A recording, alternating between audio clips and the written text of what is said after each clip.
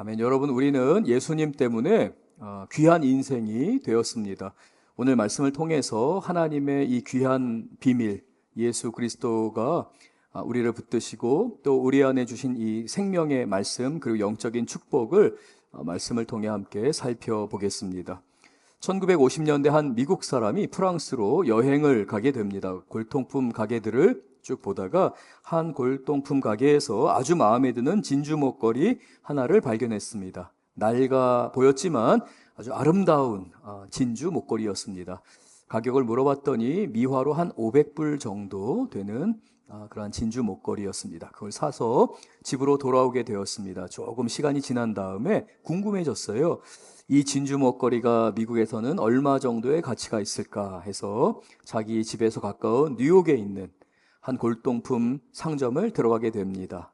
선생님, 이거 한 얼마 정도 하겠습니까? 골동품 가게 주인이 현미경으로 자세하게 이곳저곳을 살펴봅니다. 그러더니 이 진주 목걸이를 10,000불에 파실 수 있습니다. 이렇게 얘기하는 겁니다. 깜짝 놀랐습니다. 그래요? 나는 500불 주고 샀는데 이거 완전히 남는 장사네? 10,000불이라고? 잘 알겠습니다. 고맙습니다. 라고 하고 가게를 나가려고 하는데 주인이 급하게 부릅니다. 선생님, 잠깐만요. 이거 오늘 안 파실 거예요? 네, 팔려고 온 게 아니라 가격만 알아보려고 왔습니다. 그러면 오늘 파세요. 오늘 팔면 제가 20,000불 드릴게요. 이거 뭔가 분위기 쎄하잖아요. 뭔가 있구나. 알겠습니다. 오늘 안 팔겠습니다. 그리고 주변 사람들에게 물어봐서 이 골동품 전문가, 그 가치를 매기는 전문가를 알아보게 됩니다. 그리고 뉴욕에 있는 그 전문가를 수소문해서 찾아가죠.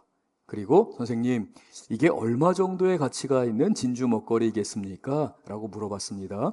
전문가가 이번에도 현미경으로 자세히 이곳저곳을 살펴봅니다. 그러더니 이 진주 목걸이는 최소한 50,000불 이상 하는 진주 목걸이입니다. 라고 이야기했습니다.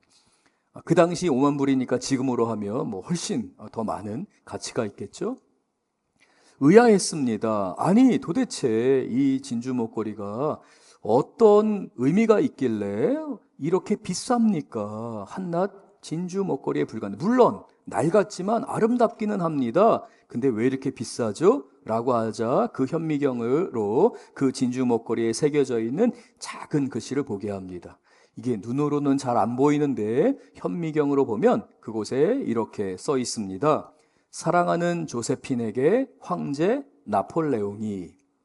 그러니까 이 진주 목걸이는 나폴레옹 황제가 조세핀에게 선물로 주었던 바로 그 진주 목걸이이기 때문에 비록 낡은 진주이지만 그 진주 자체의 의미보다는, 그 가치보다는 어디에 가치가 있는 겁니까? 나폴레옹이 거기에다가 친히 새겨 넣은 그 의미가 있기 때문에 가치가 있는 것입니다. 저와 여러분의 삶도 마찬가지입니다. 때로는 우리의 삶이 볼품없을 수 있습니다. 그러나 저와 여러분은 예수님짜리 인생입니다. 그리스도인이라는 그 이름 자체는 우리의 가치를 결정합니다. 여러분은 여러분이 얼마짜리의 가치라고 생각하십니까? 여러분은 여러분 자신을 아주 귀한 보물을 다루듯이 그렇게 소중하게 다루십니까? 아니면 여러분 주변 사람들이나 선생님이나 아니면 여러분을 함부로 대하는 사람들이 여러분을 대하듯이 이렇게 굴렸다가 저렇게 굴렸다가 씻지도 않고 자기도 하고 마음대로 살기도 하면서 그저 무가치한 사람처럼 여기고 계십니까? 저와 여러분은 예수님짜리 인생입니다. 보화가 가득한 인생입니다. 하나님께서 가장 귀하게 여기시는 인생입니다. 저와 여러분을 이미 2000년 전에 예수님께서 십자가에서 죽으시고 부활하심으로 인해서 우리가 얼마짜리 인생인지를 말씀하신 겁니다. 온 우주 만물에게 선포하셨습니다. 내 자녀는, 내 아들은, 내 딸은 예수님짜리 인생이다라는 겁니다. 너무나도 귀하기 때문에, 너무나도 사랑받는 존재이기 때문에 독생자 예수 그리스도가 이 땅에 오셔서 저와 여러분을 위해 십자가에 죽으시고 부활하셨습니다. 우리 한 번 더 옆에 계신 분에게 당신은 예수님 때문에 귀한 인생입니다. 이렇게 한 번만 더 축복하는 마음으로 함께 고백하겠습니다. 당신은 예수님 때문에 귀한 인생입니다. 예수님 때문에 우리는 참으로 귀한 인생이 되었습니다. 예수님 안에 있는 그 모든 보화가 우리의 것이 되었습니다. 하나님과 화목하게 되었고요. 하나님과 화목하게 되었을 뿐만 아니라 하나님께서 우리에게 주시는 모든 은사, 모든 선물이 예수님 때문에 온전히 주어지게 된 것입니다. 이것을 영생의 축복이다 라고 말합니다. 영생의 축복이라는 이 의미는 단순하게 우리가 죽은 다음에 천국에 들어가서 영원히 사는 그 영생을 의미할 뿐만 아니라 오늘을 살아가는 우리에게 우리와 함께 하시고 우리에게 가장 적합하고 가장 귀한 그 모든 축복이 약속되었음을 말씀하고 있는 것입니다. 우리가 이 하나님의 복음의 비밀인 예수님을 믿었을 때에, 예수님을 우리의 구주로 고백할 때에 이 모든 하나님의 축복이 우리에게 주어졌고 우리는 예수님짜리 인생이 된 것입니다. 하지만 많은 경우 저도 그렇지만 우리 성도님들은 우리의 인생이 예수님짜리 인생임에도 불구하고 그저 한낱 값어치 없는, 때로는 그저 저 걸레만도 못한, 그리고 저 버러지만도 못한 사람처럼 느끼고 그렇게 살아갈 때가 있습니다. 예수님의 흔적이 가득한데, 예수님이 우리 안에 거하신데 우리는 너무 바쁘다는 핑계로, 그리고 나 자신만을 생각하면서 예수님의 흔적을 잊어버린 채 그저 낡고 볼품없는 낡아버린 인생 정도로 취급하며 살고 있지는 않으십니까? 여러분 혹시라도 영적으로 여러분은 가난하고 무기력하고 가치 없이, 그리고 사단에게 속으면서 살고 있지는 않으십니까? 오늘 본문 말씀을 통해 우리는 우리가 어떤 사람인지, 그리고 하나님의 비밀 예수 그리스도가 우리에게 어떤 의미인지를 살펴보기를 원합니다. 첫 번째, 우리 오늘 본문 말씀 골로새서 2장 2절과 3절 말씀을 우리 함께 보면서 하나님의 비밀이신 우리 예수 그리스도가 나에게 어떤 의미인지를 살펴보겠습니다. 2절 같이 읽겠습니다. 이는 그들로 마음의 위안을 받고 사랑 안에서 연합하여 확실한 이해에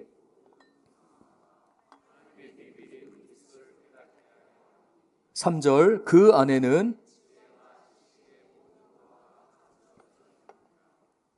먼저 사도 바울은 복음의 비밀이신 예수 그리스도를 이야기하면서 자신이 왜 성도들을 위해 봉사하고 헌신하고 교회를 위해서 일하는지에 대해서 두 가지 이유를 우리에게 말하고 있습니다.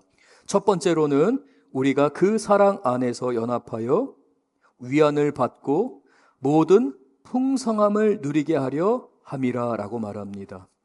여러분, 왜 사도 바울은 우리의 위로, 성도들의 위로, 그리고 그 풍성한 은혜를 성도들이 누려야 하는 것을 이토록 강력하게 주장할까요? 그리고 왜 우리를 위해서 그는 봉사했고 하나님께 기도했을까요? 교회를 위해, 골로새 교회를 위해, 그리고 본인이 개척하고 또 개척하지 않았던 교회를 위해서도 사도 바울은 기도했습니다. 섬겼습니다. 봉사했습니다. 왜 그렇습니까? 보화를 발견했기 때문에 그렇습니다. 내가 예수님짜리 인생이구나 라는 것을 보았습니다. 맛보한 것이고 깨달은 것입니다. 경험했기 때문에 그렇습니다. 뿐만 아니죠. 예수님을 영접한 교회들, 예수님을 영접하여 신앙생활하는 성도들을 보면서 그들 안에 있는 그 보화를 발견한 것입니다. 그 보화가 가득한데 그 보화를 누리지 못한 채 낭만과 좌절과 죽음과 절망 가운데서 소망을 잃어버린 채로 살아가는 성도들을 보면 너희 안에 그 하나님의 위로가 풍성하기를 구하노라 라고 기도하고 있습니다. 사랑하는 성도 여러분, 우리 성도님들의 삶에 하나님의 위로가, 여러분의 마음에 그 위로가 풍성하게 임할 줄로 믿습니다. 계속해서 사도 바울은 이야기합니다. 내가 이토록 기도하고 봉사하고 교회를 섬기는 이유는 하나님의 비밀인 그리스도를 깨닫게 하려 함이라 라고 말씀합니다. 그 위로를 누릴 뿐만 아니라 우리가 예수님짜리 인생, 우리가 그리스도인으로서 우리 안에 얼마나 큰 보화가 있는지, 얼마나 귀한 가치를 지니고 있는지에 대해 깨닫게 하기 위해 나는 이 일을 하노라, 나는 봉사하노라, 애쓰노라 라고 말합니다. 이렇게 봉사하고 애쓰기를 어느 때까지 하게 되냐면 골로새서 1장 24절을 우리 같이 한번 읽겠습니다. 골로새서 1장 24절입니다. 나는 이제 너희를 위하여 받는 괴로움을 기뻐하고 그리스도의 남은 고난을 그의 몸된 교회를 위하여 내 육체에 채우노라. 여러분, 너무 이상합니다. 그는 자신이 받는 고난이 즐겁대요. 기쁘대요. 극심한 고난을 받고요, 죽음에 이르기까지 매를 맞으면서 복음 사역을 하는데 불평하기는커녕 즐겁다고 이야기합니다. 왜 그렇습니까? 바로 저와 여러분 안에 그리스도의 풍성한 보화가 가득하기 때문에 그렇습니다.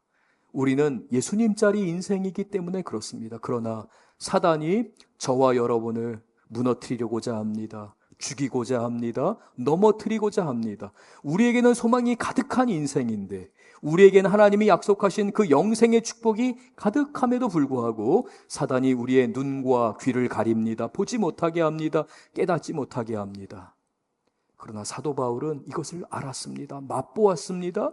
경험했습니다. 참을 수가 없었습니다. 이 귀한 복음, 이 귀한 비밀, 예수님을 전해야 한다, 증거해야 한다라고 말합니다. 그래서 그 괴로움을 기뻐하고 그 고난을, 그리스도의 남은 고난을 자기의 육체에 채웁니다. 그런데 무엇을 위해 채운다고 말합니까? 골로새서 1장 24절은 교회를 위하여 채우노라 라고 말합니다. 도대체 이 복음 안에 어떠한 비밀이 담겨 있길래 사도 바울은 고난받는 것, 죽음 가운데 이르는 것조차도 감당하면서 내 육체에 채우겠다, 내 사랑하는 교회를 위해서, 교우들을 위해서, 내 사랑하는 자식을 위해서 내가 이 고난을, 그리스도의 남은 고난을 내 육체에 채우노라 라고 말하는 것입니까? 도대체 그가 무엇을 맛보아 한 것입니까? 골로새서 2장 3절입니다. 골로새서 2장 3절은 이렇게 이야기합니다. 그 안에는 지혜와 지식의 모든 보화가 감추어져 있느니라. 예수 그리스도 안에는 지혜와 지식의 모든 보화가 감추어져 있느니라. 인간에게 필요한 모든 것, 너희들에게 필요한 모든 것, 그 가운데서도 가장 빛나고 가장 우선이 되면서 그 모든 것을 상징하는 지혜와 지식의 모든 보화가 예수님 안에 감춰져 있느니라 라고 말합니다. 이것을 발견하게 하고 싶은 것입니다. 이것을 나만 누리는 것이 아니라 너도 누려야 되는 것입니다. 왜 그렇습니까? 누리면 누릴수록 풍성해지기 때문에 그렇습니다.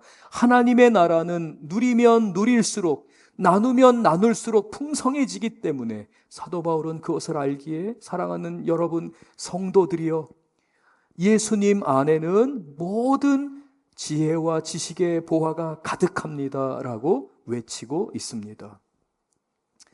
여러분, 제가 이 부분을 좀 설명드리기 위해서 이렇게 한번 예화를 좀 생각해 봤습니다. 너무 전달하고 싶은데 제가 기도하면서 하나님 정말 이 부분을 잘 전달하게 해주세요.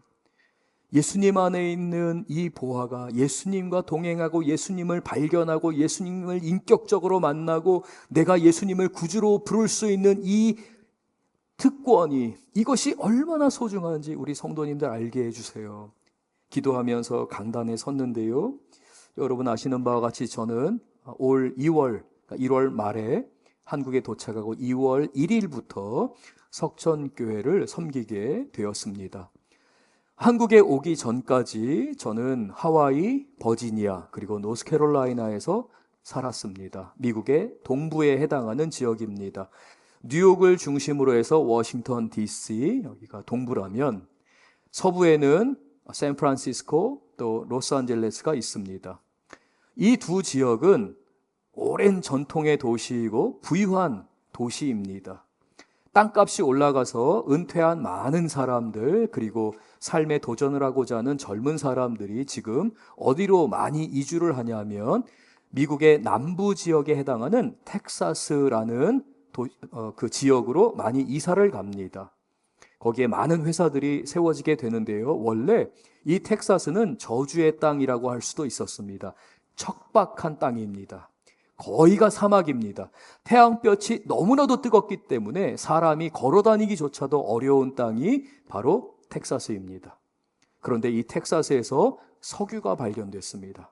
천연자원이 무궁하다는 것을 발견한 이후에 이 텍사스는 축복의 땅이 됩니다. 많은 사람들이 텍사스로 옵니다. 그리고 텍사스 주법 자체가 우리나라는 땅에 있는 것을 발견을 하게 되면 이게 나라에 속하게 됩니다. 나라의 재물이 되는데, 나라의 소유가 되는데, 텍사스는 법적으로 그 땅 안에서 발견되는 모든 것이 그 땅 주인에게 속하게 됩니다. 그래서 많은 사람들이 텍사스에서 땅을 삽니다. 그리고 그 텍사스에 시추봉을 박습니다. 석유 시추봉이죠. 예이츠라는 사람이 있었습니다. 1929년 대공황이 닥치기 전에 이 사람도 그 소문을 듣고 자신의 전 재산을 팔아서 텍사스의 땅을 크게 샀습니다. 주변에서 한 사람 한 사람 석유를 발견한다는 소식을 듣습니다. 이 예이츠는 잠자는 시간도 아까웠습니다. 빨리 석유를 발견해야 했습니다. 그래서 잠자는 시간도 줄여가면서 밤낮을 가리지 않고 열심히 땅을 팝니다. 시추봉을 받습니다. 빨리 발견하면 발견할수록 빚도 갚을 수 있고 자신이 부유한 사람이 될 수 있기 때문에 열심히 노력했습니다. 그런데 이게 웬일이에요? 한 달, 두 달, 1년, 2년이 지나는데 석유를 발견할 수가 없습니다. 그리고 1929년 대공황이 미국에 닥치게 됩니다. 은행들은 빚을 주었던 사람들에게 독촉장을 보내기 시작합니다. 30일 이내에 빚을 갚지 않으면 당신의 집과 당신의 모든 소유를 저당 잡아서 은행의 소유가 될 것입니다. 급해집니다. 좌절합니다. 아, 이제 내 인생은 끝이구나 라고 생각합니다. 30일밖에 안 남았구나 라고 하는데, 한 열흘이 지나고 20이 남았을 때에 한 석유회사의 직원이 찾아옵니다. 선생님, 제가 지금 석유를 발견하려고 하는데 선생님 땅에 시추봉을 좀 받고 싶습니다. 선생님이 허락한다면 시추봉을 받고 석유가 발견되면 우리가 이윤을 나눌 수 있습니다.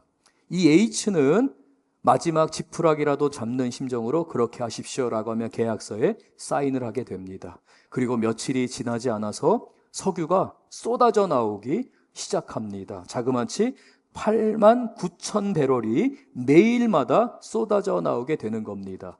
이 8만 9천 배럴이 어느 정도냐면 그 당시 가격으로, 오늘날 가격으로 환산을 하게 되면 약 340만 불, 50억이 조금 안 됩니다.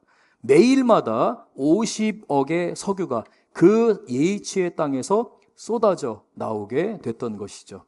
제가 2부 예배 때에도 이런 이야기를 드렸습니다. 역시 되는 놈은 되는구나. 아유, 부러워라. 나는 미국에 살지도 않고 우리나라에 살고 우리나라에선 석유도 안 나오는데 저는 되는 놈은 되는구나. 혹시 여러분 이렇게 생각하시면서 이 이야기를 듣지는 않으셨는지 모르겠습니다. 저는 사실 한 가지 질문을 여러분에게 드리기 위해서 이 이야기를 했습니다. 여러분, 이 예이츠가 억만장자가 되었습니다. 하루에 50억 정도 되는 석유가 쏟아져 나오니 얼마나 빨리 부자가 됐겠습니까? 그런데 이 예이츠는 과연 언제부터 억만장자였을까요? 그가 그 땅을 산 순간부터 억만장자였을까요? 아니면 석유회사에서 그 석유봉을 받고 석유를 발견한 순간부터, 그 석유가 쏟아져 올라올 때부터 백만장자였을까요? 아마 각자의 의견이 있을 것입니다. 그러나 저는 이미 이 예이츠가 그 땅을 소유하기로 했을 때에 그는 이미 백만장자였던 것이죠. 몰랐을 뿐입니다. 아직 보지 못했을 뿐입니다. 발견하지 못했을 뿐입니다. 아직 비밀에 감춰져 있었기 때문에 그는 아직 몰랐지만 그는 그 땅을 소유한 순간부터 이미 백만장자였던 것입니다.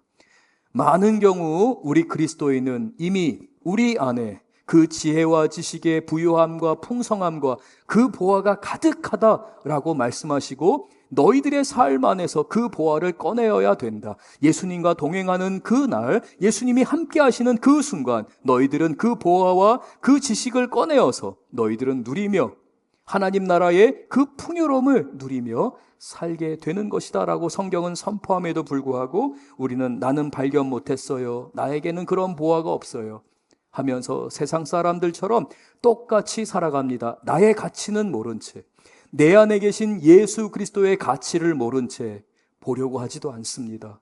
그저 천국 가면 다 아닌가?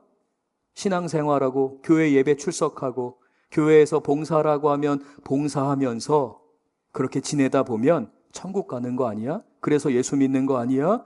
그 정도로만 예수님을 생각합니다. 그러나 사랑하는 성도 여러분, 오늘 본문은 분명하게 우리에게 선포합니다. 예수 그리스도가 있는 너희의 삶, 그 너희의 삶 가운데에 지혜와 지식의 보화가 가득하다라고 말씀합니다. 사도 바울은 고난을 받았습니다. 복음을 전하는데, 하나님께 순종하는데 가는 곳마다 핍박을 받습니다. 사람들의 핍박뿐만 아니라 자연재해를 경험합니다. 강을 건널 때에도, 바다를 건널 때에도, 산을 건널 때에도 수많은 목숨의 위험을 받습니다. 그런데 사도 바울은 이야기합니다. 나는 기쁘다. 나는 복되다. 나는 이 보화를 누린다. 내가 예수님과 동행한다. 예수님이 나를 지키신다. 죽으나 사나 내 안에 사는 것은 그리스도니 죽으나 사나 나는 기쁘다. 사도 바울은 고백합니다. 사랑하는 성도 여러분, 여러분 안에 계신 예수 그리스도께서 여러분이 그 보화를 누리기를 원하십니다. 예수님께서는 저와 여러분을 사랑하십니다. 저와 여러분을 위해서 지금도 중보하십니다. 그래서 사도 바울을 통해서 교회를 예수님이 얼마나 사랑하시는지에 대해서 1절을 통해 우리에게 소개하는데요. 골로새서 2장 1절 우리 같이 한번 읽겠습니다. 내가 너희와 라오디게아에 있는 자들과 무릇 내 육신의 얼굴을 보지 못한 자들을 위하여 얼마나 힘쓰는지를 너희가 알기를 원하노라. 골로새와 라오디게아 교회를 위해서 사도 바울이 기도를 하는데요. 한 번도 가본 적이 없어요. 이곳에 있는 성도들을 본 적이 없습니다. 왜냐하면 저 골로새와 라오디게아 교회는 사도 바울의 제자였던 에바브라가 개척했기 때문에 그렇습니다. 그런데 사도 바울은 그 교회에 위기가 닥쳤다고 했을 때에 이단이 침투해 들어오고 그 이단이 교회를 괴롭히고 교회를 무너뜨리려고 하고 교회에 분열을 일으키려고 할 때에 유대인들이 교회에 들어와서 율법주의를 강조하면서 헬라파 유대인들을 못살게 굴고 교회를 완전히 두동강 내려고 하는 이야기를 들었을 때에 사도 바울은 편지를 보냅니다. 내가 한 번도 너희를 본 적이 없지만 나는 너희를 위하여서 애쓰고 힘쓰고 있다. 내가 얼마나 너희를 마음에 품고 애쓰는지를 너희가 알기를 원하노라 라고 말하게 하셨습니다. 예수님이. 사도 바울에게 그러한 마음을 주셨고 그 편지를 쓰게 하셨습니다. 누가요? 예수님께서. 왜 그랬을까요? 사도 바울을 통해 그 교회를 얼마나 예수님께서 사랑하시는지를 나타내시기 위해서였습니다. 보여주시기 위하였습니다. 저와 여러분이 그렇습니다. 예수님은 저와 여러분을 사랑하십니다. 여러분의 주변들의 상황들을 예수님께서 협력하여 선을 이루시며 지금까지 인도해 주셨습니다. 여러분이 예수님의 이름으로 기도하는 그 기도를 예수님이 들어주셨습니다. 시험이 닥쳐옵니다. 여러분을 엄습합니다. 여러분이 정말 죽을 것 같습니다. 도저히 이길 수 없는 상황입니다. 그러나 예수님은 견딜 수 있는 만큼 그 시험을 감당할 수 있는 선까지를 분명히 지키시며 저와 여러분을 인도하시고 보호하시며 지금도 선하게 역사하고 계십니다. 그러므로 우리는 예수님을 닮아서 교회를 사랑해야 합니다. 교회를 위해 봉사해야 할 줄로 믿습니다. 교회를 위해 그렇게 봉사하는 가운데 우리는 여러 가지 어려움을 당합니다. 우리 성도님들 경제적인 어려움을 당하십니다. 질병이 찾아옵니다. 나이가 드시는 가운데서 우리 장로님들, 권사님들, 우리 집사님들 노환을 경험하게 됩니다. 노환과 함께 찾아오는 질병을 경험하게 됩니다. 우리 성도님들 가정 가운데에 육신의 어려움, 관계 안에서의 갈등, 직장에서 겪는 말 못할 수많은 아픔들 우리 성도님들이 겪고 있습니다. 그러는 가운데 교회에서 위로를 받기를 원합니다. 그런데 교회를 위해 봉사할 때도 어려움을 겪습니다. 오해를 받을 때도 있습니다. 아니, 교회에서만큼은 좀 나 좀 위로해 주지 라고 하는데 교회에서조차도 어려움을 당하고 외로움을 겪을 때가 있습니다. 그래서 사도 바울이 저와 여러분을 향하여서 골로새서를 통해 간절히 얘기하고 있습니다. 예수 그리스도 안에서 주님의 위로가 너희의 마음에 가득하기를 원하노라.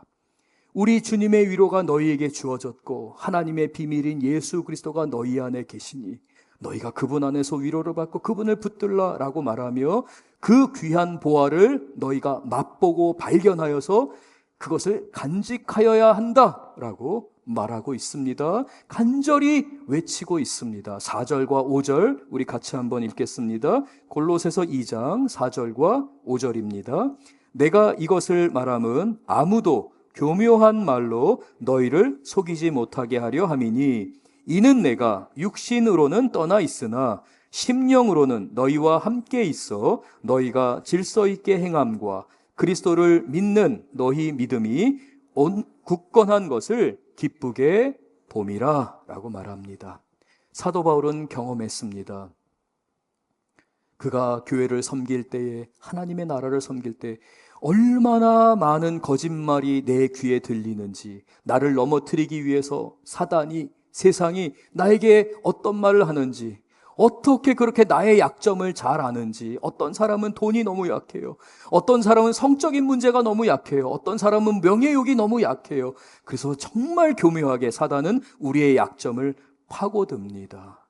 세상 모든 사람들이 넓은 길을 가는 것을 보면서 사단은 우리가 좁은 길을 선택하고자 할 때에 너 그렇게 살아도 되겠어? 그렇게 사는 게 맞아? 라고 하며 우리의 처지를 한탄하게 합니다. 우리 안에 감추어져 있는 그 귀한 보화를 보지 못한 채 우리는 억만장자보다도 더 귀한 것을 갖고 있는데, 아유, 나는 억만장자도 아니야, 돈도 없어, 차라리 돈이나 좀 주지 라고 하며 좌절하고 불평하고 오직 부정적인 것들만 생각하게 하며 우리를 넘어뜨립니다. 그러나 사도 바울이 이야기합니다. 사랑하는 여러분, 사단의 소리에 귀를 기울이지 마십시오. 복음이 아닌 다른 것에 귀를 기울이지 마십시오. 이단이 아무리 여러분에게 미사어구를 사용하고 아무리 여러분에게 좋은 것을 맛보게 하더라도 그 이단의 불량식품을 먹어서는 안 됩니다. 오직 예수 그리스도 밖에는 없습니다 라고 말하며 그가 이야기합니다. 고린도 후서 11장 23절부터 27절 우리 같이 한번 읽겠습니다. 고린도 후서 11장 23절 27절입니다. 그들이 그리스도의 일꾼이냐? 정신없는 말을 하거니와 나는 더욱 그러하도다.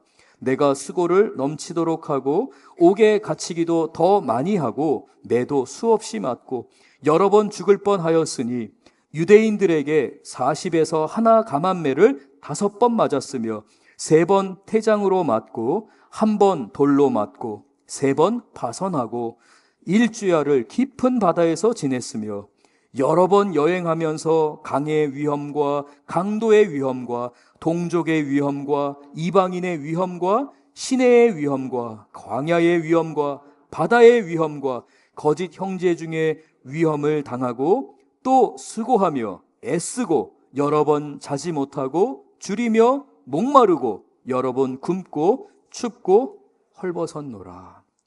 사도 바울의 자신의 처지를 이 고린도 교회에 이야기한, 내가 이런 경험을 했다. 그러나 나는 기쁘다. 교회를 위하여 그리스도의 남은 고난을 내 육체에 채우려고 하노라 라고 말합니다. 이게 무슨 말입니까?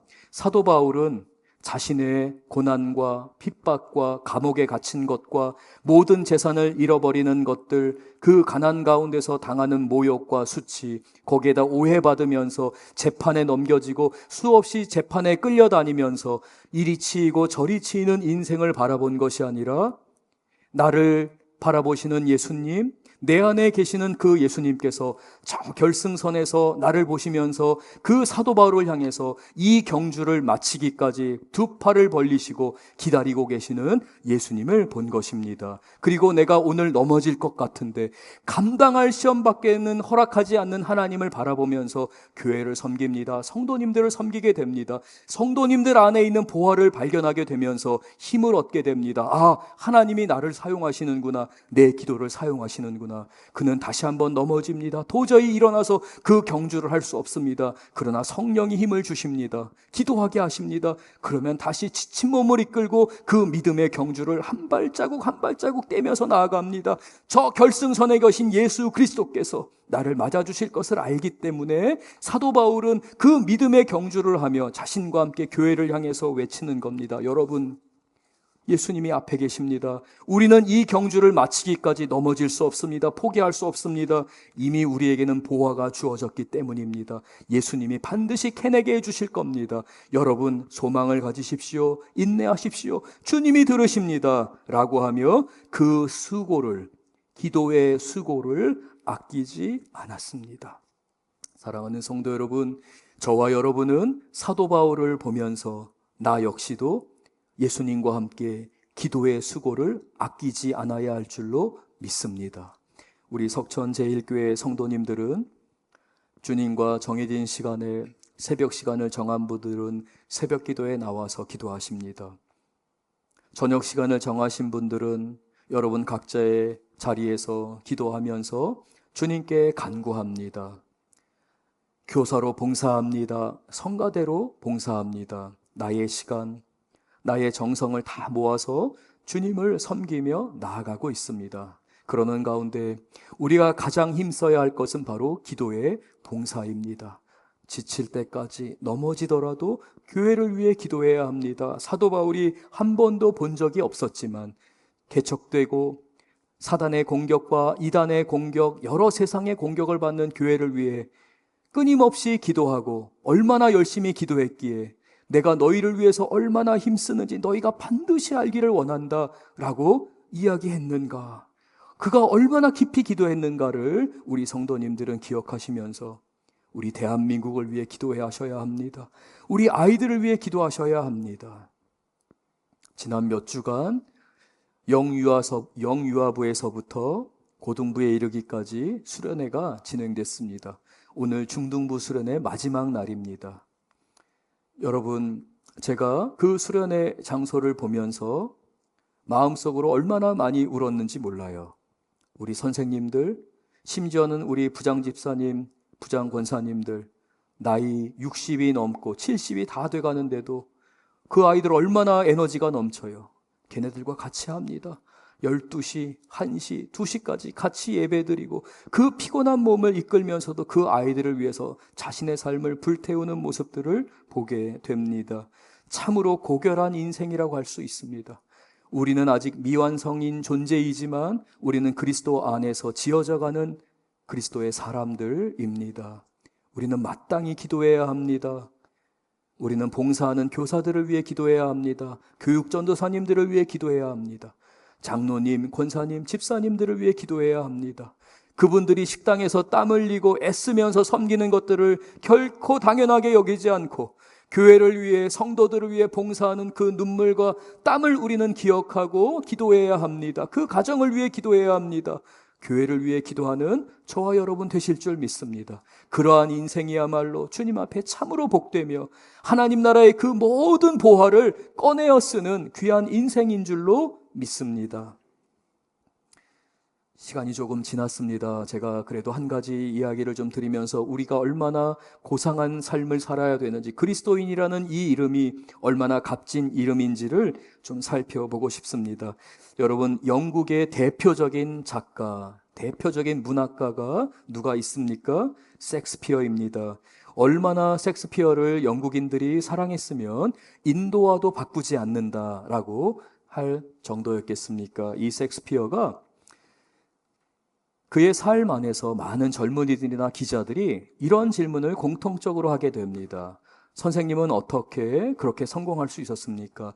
선생님의 롤 모델은 누구였습니까? 라고 할 때에 이 섹스피어가 항상 동일한 답변을 했는데요. 바로 그 답변의 배경이 되는 이야기입니다.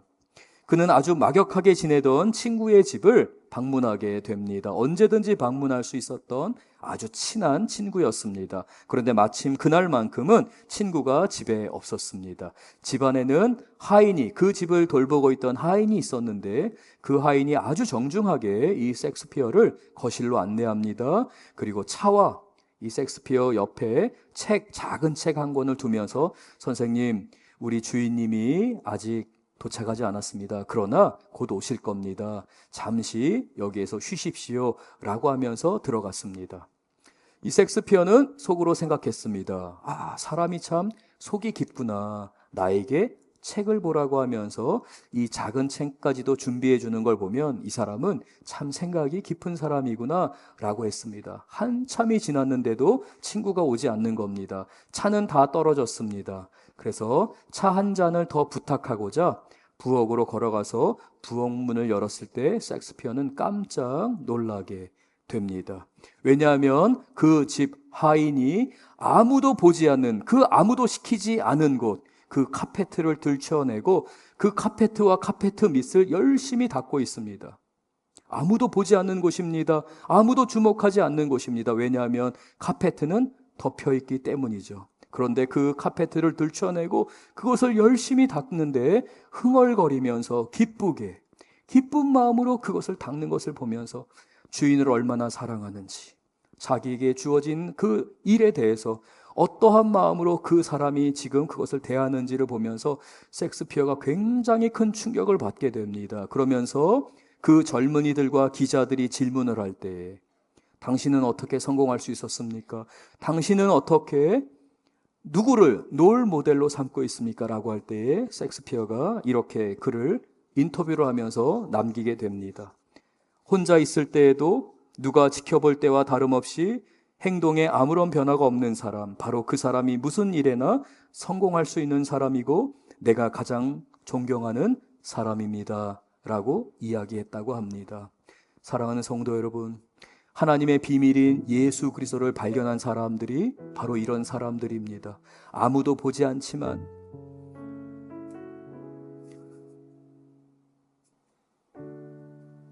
예수님이 보시기 때문에, 하나님이 나와 함께 하기 때문에 주님 앞에서 기도합니다. 말씀을 봅니다. 고난을 견뎌냅니다. 이겨냅니다. 그리고 간절히 외칩니다. 주여, 주여, 불쌍히 여기시옵소서. 주님 역사하시옵소서. 하나님의 교회를 살리시옵소서. 교회에 부흥을 주시옵소서. 하나님, 우리 사랑하는 아들, 우리 사랑하는 딸 지켜주시옵소서. 주님, 저는 할 수 있는 게 없습니다. 주님이 하셔야 됩니다. 사랑하는 성도 여러분, 하나님은 여러분을 사랑하십니다. 그 아들을 주시기까지 여러분을 사랑하신 하나님이 그 모든 것을 여러분에게 주시지 않겠습니까? 모든 은사를 주십니다. 예수 그리스도 안에는 하나님의 비밀이 감춰져 있습니다. 모든 보화가 감춰져 있습니다. 여러분, 오늘 이 시간 함께 찬양하고 기도하고 봉사하고 섬기는 가운데 그 기도의 자리에서 우리의 귀한 보화, 하나님의 비밀 예수 그리스도를 누리는 우리 성도님들 되실 줄 믿습니다. 우리 다 같이 일어나서 함께 찬양하겠습니다.